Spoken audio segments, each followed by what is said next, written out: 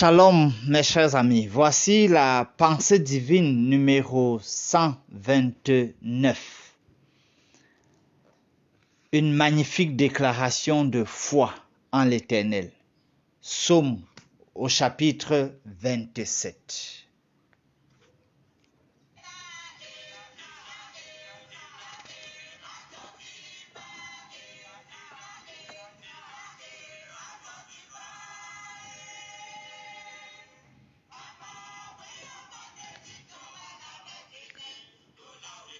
Le contexte est celui de David et ses hommes qui se cachaient lorsque Saül et son armée les pourchassaient. Et donc, du fond de leur cachette, David est inspiré et prononce ces paroles.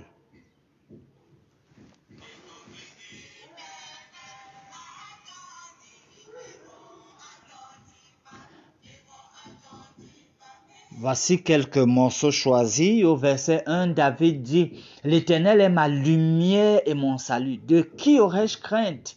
L'Éternel est le soutien de ma vie. De qui aurais-je peur? » Au verset 4, David dit, « Je demande à l'Éternel une chose que je désire ardemment. Je voudrais habiter toute ma vie dans la maison de l'Éternel pour contempler la magnificence de l'Éternel et pour admirer son temple. » Vous voyez, en situation de crise, on désire le Christ plus près.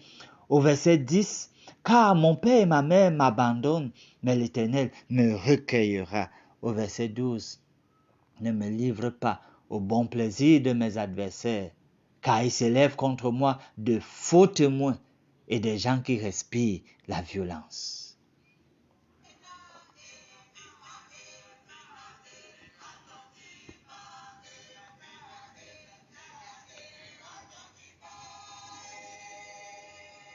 Souvent, chers amis, nous pouvons, comme David, passer par des moments de doute parce qu'on ne sait pas quelle sera l'issue, comment les choses vont se passer. Alors cette prière-ci, ce psaume-ci 27, c'est une prière qui reflète le désir profond d'un être humain à être guidé par Dieu.